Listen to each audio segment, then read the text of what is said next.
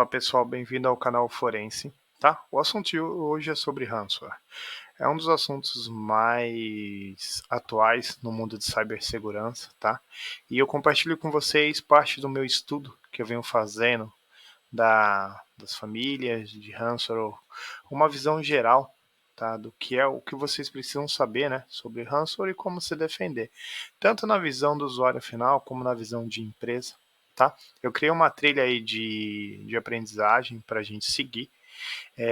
A ideia é percorrer isso nesse primeiro vídeo, passar por todos esses tópicos, chegando ao principal ponto, que é o playlist que vai ser gerado, que são os testes relacionados a cada família de antivírus de mercado hoje, que a gente temos na parte de para soluções home e para algumas empresas também, tá bom? Então vamos lá.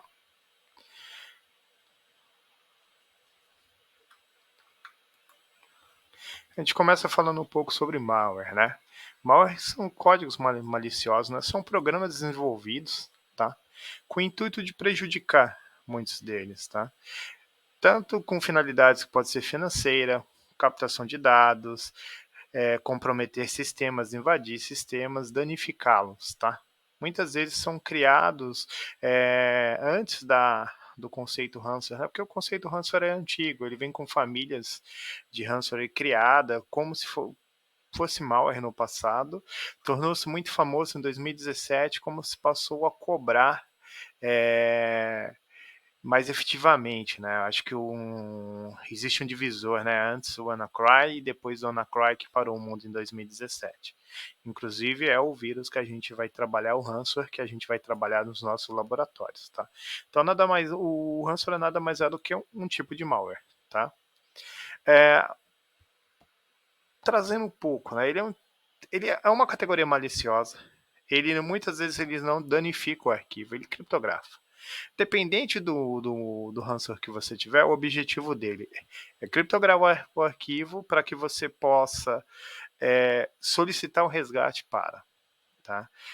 Então, a origem, né, a gente fala um pouquinho, né? Geralmente ele exige o pagamento do resgate, que é a palavra ransom, e para desenvolver ou restabelecer o acesso dos dados dos usuários, ou seja, o ransomware ele traz uma característica muito interessante, ele dificilmente ele prejudica ou ele danifica, tá? Pelo menos os que eu testei, os arquivos em si. Ele realmente criptografa o arquivo com o intuito de você pagar uma recompensa para poder ter os arquivos de volta, ou se não pagar, ter esse arquivo vazado numa dark web. Hoje é muito comum não só acontecer o vazamento, tá? Eles tentam vender os dados roubados dentro da dark web para empresas ou grupos criminosos aplicarem golpes, tá ok? O último ano, a gente vem percebendo bastante, um pouquinho mais, tá? O Ransom como a Service, né? Que é o RaaS, que nada mais é que um modelo de negócio que a pessoa pode comprar. Antigamente, a gente vê, é muito comum a migração do crime, que acontecia fisicamente, para o crime virtual. Com base nisso, as empresas que começaram, os grupos, né, hackers, que desenvolveram grande parte dos ransomwares existentes, eles começaram a vender o código para que outras pessoas possam comprar esse código, aplicar os seus golpes, e aí eles dividiam os lucros. Tá? Parece meio hipotético, mas é a realidade do mercado hoje. Então eu posso me afiliar a um grupo, tem toda um checklist, a gente vai ver um pouquinho mais para frente sobre a associação com grupos criminosos, pagando, dividindo-se Bitcoin, eu faço a imersão a esse grupo, contamino o meu alvo, cobro em Bitcoin, se o alvo pagar a gente divide, se ele não pagar as informações são vendidas na Dark Web, e um grupo muito ativo hoje em 2023, que a gente está vendo muitos clientes serem contaminados, acontecendo isso, é o Lockbit. Tá? Então, o que eu fiz para vocês? Eu aproveitei para dar uma navegada na Dark Web, tá? Então, vocês podem ver aqui no lado esquerdo em cima que eu estou pelo navegador Tor. Dentro da página do grupo Lockbit. Por questões de segurança e ética, eu não divulgo o endereço, o link ali, tá? E aí vocês podem perceber que eu fui na parte de afiliados, as regras de afiliados, tá? E aí trazendo para vocês um parágrafo, tá? É bem grande, bem extenso, as regras de afiliação, os modos operantes, o que a gente tem que ter para se filiar. A parte mais interessante é que eles cobram hoje mais ou menos um Bitcoin para você fazer parte do grupo, sem contar que você tem que ter um pré-requisito gigantesco para poder entrar. E a partir disso, um Bitcoin vai funcionar como um calção. Então, a partir do momento que eu tenho um alvo, consigo invadir, consigo comprometer esse alvo, dependendo do que for cobrado, esse Bitcoin depois é descontado e os lucros são divididos. Eles deixam isso bem claramente. É um grupo holandês, tá? E assim, espalhado pelo mundo todo. Então é bem interessante a política deles de afiliação, o modo de operação. Eles falam sobre a sua vida social que você não pode ter, você pode se afiliar de diversas formas, como administrador de reditório, administrador de ambiente comprometido. Tá? Aí eu vou um pouquinho para a evolução dos ataques. Né? Nos últimos, como eu falei, de 2017 para cá teve aquele divisor de águas pensando em ransomware. A gente tem ali a evolução, tá, em milhões, extraída do site Statista, tá? Então, 2017, 2018, 2019, 2021 ali, bem na época da pandemia, quase 623 milhões, tá? 2022, 493 e 2023 já começou meio que aquecida. A gente vai ter essa estatística ali somente no próximo ano, mas já é comum para quem trabalha com cibersegurança estar acompanhando o mercado e verificando ali os níveis de ataque, o quanto vem sendo agressivo e comprometendo todo o ambiente, tá? Trago também o aumento dos ataques, né, numa visão de porcentagem por organização, né? Então você vê, teve um aumento de 71% comparado aí o que acontecia, tem uma escalar, né? Você percebe que não diminui. Então, assim, virou um modelo de negócio mesmo. O Hans Process, a gente vê que ele chegou no mercado com uma força muito grande para ficar. Então, assim, é lucrativo, tá? Os setores mais afetados, aí é um corte de um ano, basicamente, tá? De novembro de 21 a outubro de 22. A gente pega aí setores públicos como principal ponto. Depois vem manufatura, setores profissionais, educação, que vinha um pouco mais atrás, vem crescendo muito também, instituições de ensino sendo comprometidas, tá? Uma visão global, né, e por país. Então vamos lá. O principal país hoje que no recorte que foi feito dos ataques, né, que por hit de comunicação e que geram estatísticas, Singapura lidera, tá? Aí vem por Áustria, depois África do Sul e o Brasil aqui não deixou de na sua nona posição, nona ou décima. De nona posição aqui está dentro do grupo dos países mais afetados aí que comunicaram contaminação por ransomware, tá? Então, os ataques que vem sofrendo, né? Aqui eu trago uma visão em camadas, né? É muito importante sempre quando eu comecei a estudar, fazer toda a análise reversa do ransomware, entender o comportamento dele na rede, aquela movimentação, como é que ele funciona, como é a principal ponto de entrada, né? Então vamos pegar uma estação, considerando que a sua estação de trabalho, o seu notebook, e ele está sem nenhum tipo de antivírus, tá? Então o ransomware praticamente, quando ele faz aquela tem acesso ao usuário, né? A gente vai ver um pouquinho mais para frente a explicação de como isso acontece. Ele pega aquela camada de software, faz a contaminação e aí ele vai abrindo, tá? Em segundos, é muito rápido a proliferação dele dentro do ambiente. Então, assim, dependendo da categoria, da família de ransomware que você for comprometido, ele vai pegar o sistema operacional, ele pode criptografar a BIOS do seu computador. Então, você, quando ligar o computador, aparecer a tela de criptografia do computador como um todo, da BIOS do computador. Ele não deixa você ter acesso a nada, passando pelo sistema operacional, camada de software e ficando ali na sua rede esperando novas vítimas. tá? Aqui a gente faz um parâmetro de validação que, assim, uma vez que ele está dentro do seu perímetro de rede, ele está esperando a vítima, que por sua vez também tem um compartilhamento, tem algum diretório, tem algum volume de backup, tem algum NFS compartilhado, ou mesmo uma rede doméstica com esses NAS que a gente tem hoje, ou media server, tá?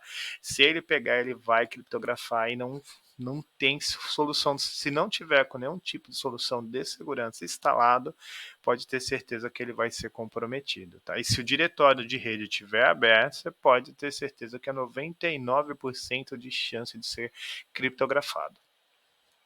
Aqui eu trago para vocês como é o funcionamento do ransomware, tá? Então, assim, na visão do usuário, como é que isso chega? Por download, por e-mail, por um dispositivo móvel, um pendrive, por uma invasão feita por um hacker, tá?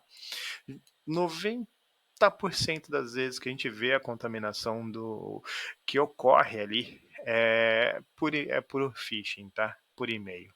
Eu trago um exemplo aí do e-mail real. É um e-mail que eu recebi do Bradesco, como se fossem pontos que eu tivesse com a Livelo, tá? Eu chamo a atenção para o e-mail, então assim, eles pegam, eles trocam, falsificam o domínio, né? É muito simples fazer isso. Esse visual do e-mail que você está vendo não é o real do e-mail que eu recebi. Aí eles mandam para o meu e-mail oficial e a partir dali esperando o quê? Que simplesmente eu pego e clique no botão que eles colocam, né? Resgatar agora. Aí eu ponho aqui embaixo em destaque para vocês que é o endereço que eles põem, ó para eu resgatar os pontos para onde eles me mandam.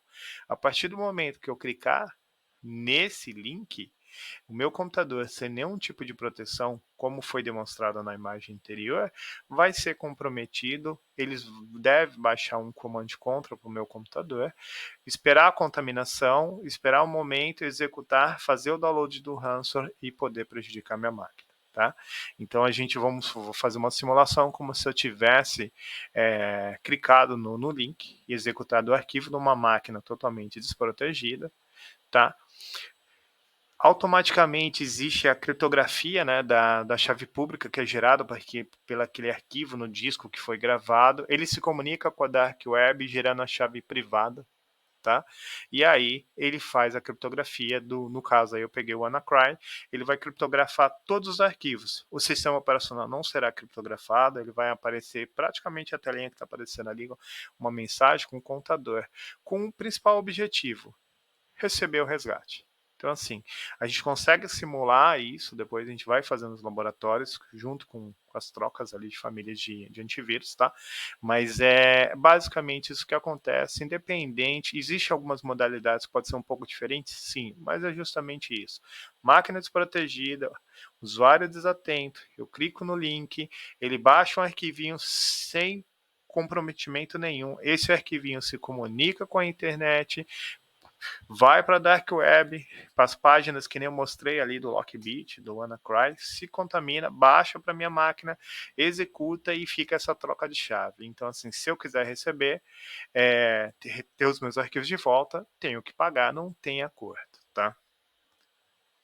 E o que a gente traz, né? Quais são as categorias de ransomware que a gente tem hoje? Então, a gente tem basicamente 5 categorias, tá? Que é o Encrypt, o Lock Screen, MBR, Web Service e o Mobile. Eu vou passar por cada uma delas. O Encrypt, basicamente, é o que eu falei, o exemplo dele é o WannaCry, é onde ele criptografa todos os arquivos dos discos, diretório, compartilhamento de rede, o que ele pegar, ele vai criptografar. Porém, você vai ter acesso ao seu sistema operacional. Você vai conseguir desligar a máquina, vai conseguir ligar a máquina, mas ela é fazendo um paralelo, né? Ela é um paciente doente. Então, se ela estiver na sua rede, o que ela encontrar, enquanto ela estiver na sua rede, ela vai contaminar. Tá? Então, muito importante sofrer uma contaminação do ransomware de Encrypton, desconectar ele da máquina da rede, isolar essa máquina para que ele não comprometa os outros dispositivos, tá? Look Screen, ele criptografa a máquina, ele não deixa nem eu logar no disco, ele já trava a tela ali, ele criptografa tudo, inclusive a entrada dentro do sistema operacional, tá? A gente tem o MBR, né? Esse aí, esse aí ele desce um pouco mais o nível, ele consegue chegar na linguagem de máquina, tá? Ele bloqueia a MBR o disco, né? Pega diretamente ali os primeiros setores do disco, criptografando. Então ele já apresenta, você vai botar o seu computador, ele já vai apresentar essa tela falando que o seu computador está bloqueado, ele foi criptografado. Aí você não tem mais acesso a nada, nem sistema operacional, nada. Ele para na tela de inicialização e já dá a mensagem para falando do que ele fez e a solicitação de resgate. O Web Server Ransom, esse é bem interessante. Ele consegue fazer um injection dentro do web service e ali criptografar trechos de diretório, código que ele foi encontrando ali, ele vai fazendo a injeção e criptografando os volumes que ele foi encontrando de disco. Então ele faz a injeção, consegue acesso aos volumes e criptografa, tá? A execução desse Web Server Ransom é bem interessante. E o mobile, tá? Ele é direcionado a dispositivos móveis, ele vai criptografando no mesmo exemplo dos outros, só que é voltado a dispositivo móvel.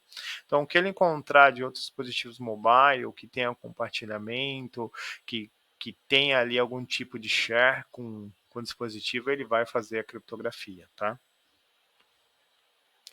E aí eu trago um resumo, né? Cada um deles, Encryption Ransomware, Look-Screen Ransomware, MBR Ransomware, Web Server Ransomware e o Mobile Ransomware, tá? Cada um com as suas características, mas se você fazer um paralelo com a imagem que a gente trouxe da camada de contaminação, cada um deles trabalha numa camada e ao mesmo tempo, dependendo da família que você pegar, ele vai criptografar toda a sua estrutura e você não vai conseguir acesso a nada. Como se proteger é muito importante, né?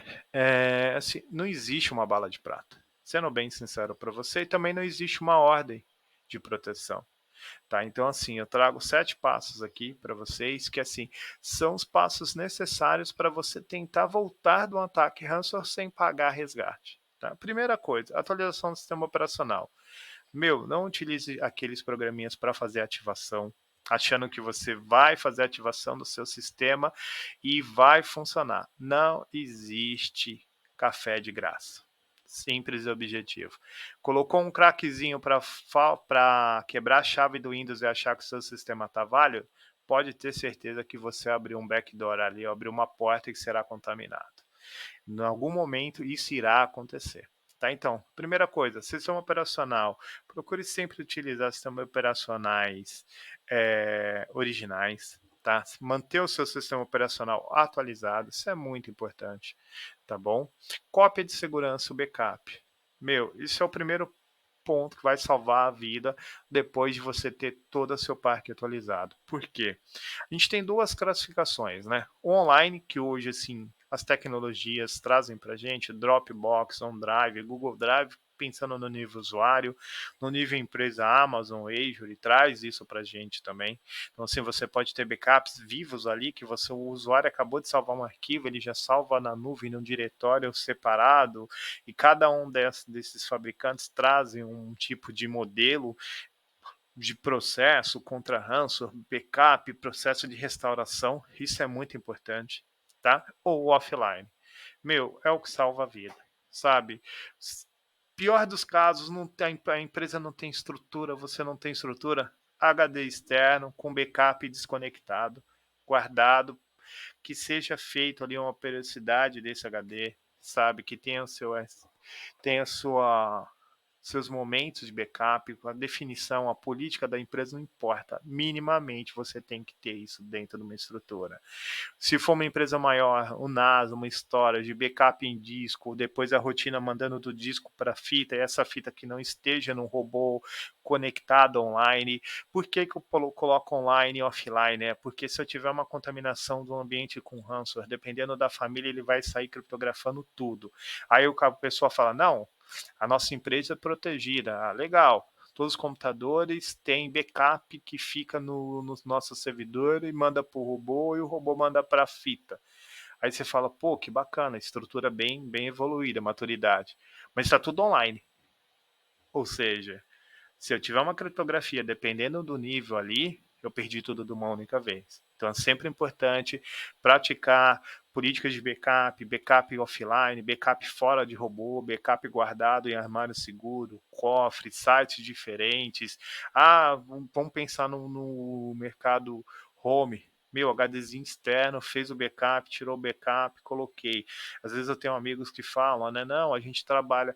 Eu automatizei minha casa, chego lá, conecto o meu notebook, ele faz o backup e fica tudo conectado no media server dele local. Ou seja, no momento que ele for contaminado, que a barata voar, não sobra um. Tudo será criptografado, tá? Terceiro ponto, software anti-malware original. Hoje, o mercado traz ali valores muito menores do que no passado, que são totalmente possíveis de aquisição. Tá? Você vai encontrar soluções de R$15,90, R$16,90, R$39,90 e assim vai, pela quantidade de dispositivo, máquina.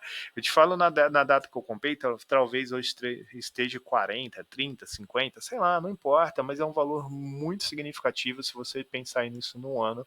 E grande parte que vai salvar a sua vida é o software de anti-malware. Não adianta. Atualizei o sistema, fiz a cópia, preciso de um software de anti-malware. Tá? Para empresas de grande porte, a gente inclui ainda a questão de ciberseguros, né? Hoje é uma realidade fazer seguro cibernético, tá bom? Treinamento e conscientização. Tudo que a gente está falando aqui está dentro do escopo do treinamento e conscientização. Treinar o seu colaborador, treinar as suas equipes, sabe? Conscientizar a família do que vai acessar, do que vai clicar. Desconfie sempre, não existe café de graça. Não acredite que você acordou de manhã e aquela promoção maravilhosa só chegou para você. Sabe, aquele link, aquele jantar, aquilo que você estava esperando que custa todo mundo um preço médio e de repente chega para você 20 vezes menos. Como mostrei em um dos slides, é visível assim a evolução dos atacantes e o modo que eles trazem para confundir o usuário final. E assim, todo mundo cai. Todo mundo, pessoal de segurança, porque ele vai te pegar ele está te esperando naquele momento que você está voltado a sua atenção para um problema familiar, para um problema da sua empresa, por alguma coisa, sabe aquele e-mail que chegou próximo do seu horário de ponto, sabe aquela promoção que chega meio-dia ali do parceiro de delivery? Ele vai mandar naquele horário, ele não vai mandar de manhã, tá? Na dúvida, não clique, nem abra nada. Sabe? São 7 pontos ali que se você praticar como se fosse um mantra, vai te ajudar a evitar que você não precise, no momento de criticidade, no momento que a barata voar, pagar para poder ter os seus arquivos de volta. E como eu digo, não existe bala de prata. Tá? Não tem como falar para vocês, não, essa receitinha de bolo pratica que não cai. Não existe isso. Uma coisa que eu encontrei ao longo das minhas pesquisas relacionadas à segurança e o tempo que eu me dedico é um projeto chamado No More Ransomware. Um projeto formado por grupos e empresas fantásticas. A Polícia Federal do Brasil está fazendo parte desse grupo a partir de março. Eles trazem toda a visão sobre ransomware, a evolução, o histórico do ransomware, quando foi criado o primeiro ransomware, o reporte mundial, sabe? Algumas famílias de ransomware que também já oferece chave para fazer a criptografia, descriptografar o arquivo, na verdade, né? Ou seja, eu já tive casos que eu atuei em clientes que ele foi contaminado por um ransomware e aí buscando no projeto eu encontrei uma chave que fazia a decifragem e conseguimos voltar os arquivos íntegros, tá? Foi um incêndio, tá? Um achado, mas aconteceu dele ter sido contaminado por um ransomware que tinha a chave dentro do projeto e ajudou bastante. E eles trazem muita informação, um dos melhores projetos de cyber que eu já encontrei na web, tá? E aí tem toda a informação, depois lá eu deixo na descrição o link do vídeo do projeto para vocês, tá? E aí a gente chega num ponto interessante, né? Qual é a tipificação disso, né? O que a lei brasileira fala, né? Hoje a gente teve em 2012 o lançamento da lei, né, da Carolina, conhecida como Carolina Dick, uma lei 12.735, que ela tipifica crimes cometidos com uso de sistemas eletrônicos, digital, simulários, acrescentando os arquivos 154A, B e alteração e redação dos arquivos 266 e 298. Em 2021, ela sofreu uma nova atualização, aumentou a pena. E assim, quando a gente fala do artigo 154A, que invadir dispositivos informáticos alheio, conectado ou não à rede de computadores, mediante a violação indevida de mecanismo de segurança com o fim de obter, adulterar ou destruir dados ou informações sem autorização expressa ou tática do titular do dispositivo, ou instalar vulnerabilidades para obter vantagens ilícitas. Nada mais é do que a gente está falando do processo de invasão em si, que antigamente no Brasil não era crime, depois da Lei Carolina Dickmann ele passou a ser crime, ele sofreu algumas modificações em 2021, teve um aumento de pena, tá? E assim, é um dos modos, tá? E aí, um ponto que ele traz também, o inciso primeiro, né? Na mesma pena incorre quem produz, oferece, distribui, vende, difunde dispositivo ou programa de computador intuito que permite a prática ou conduta definida no CAPT. Ou seja, o link da lei está aí embaixo, mas o que eu quero trazer com essa lei? Isso é um ponto, tá? Eu não vou entrar na questão jurídica, porque aí existem especialistas, advogados que tratarem isso muito melhor que eu, não é a minha parte, mas o que a gente vê, né? A gente tem a Lei Carolina Dickmann, a gente tem o Marco Civil, mas nada mais é do que o crime de ransomware é um crime de estelionato, tá? Ele vai fazer com que a pessoa seja comprometida e ele vai extorquir essa pessoa. Então, assim, ele não vai ser, possivelmente, eu já acompanhei alguns casos, como perito, que ele não é só enquadrado nessas leis, existem outras leis do Código Civil que ele acaba infringindo também e pode ser enquadrado para responder. O grande ponto é que grande parte desses grupos não estão em território nacional. Então, assim, aí a gente vai para a parte de águas internacionais, territórios internacionais, descobrindo onde esse cara está na rede Tor. Muitas vezes acaba sendo ali meio que impossível você encontrar. Existe? Sim, existe. Mas é quando cai um membro ou é descoberto alguém do grupo, mas é muito difícil, tá? Então, assim, vamos pensar, tentar se prevenir para não chegar a esse ponto. Aí a gente traz a questão das pre-slits dos laboratórios, que a gente vai fazer nos próximos vídeos, tá? Eu comprei cada licença do que tá ali.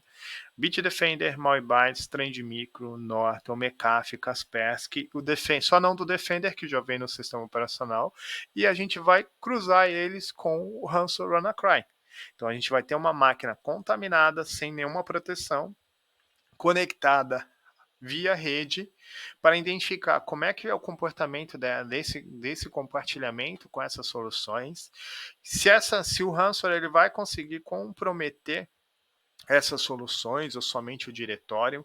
Grande parte, como é uma solução home, o nosso laboratório é máquina contaminada para máquina protegida, a gente não tem nenhum dispositivo que faça proteção na camada de rede, espelhe o tráfego, bloqueie tráfego lateral, como acontece numa empresa com XDR, com EDR, soluções corporativas de antivírus, mas a ideia é justamente essa, ver o comportamento, porque tanto Microsoft como outros fabricantes falam de pasta protegida, então a ideia é trazer para o usuário final essa sensação.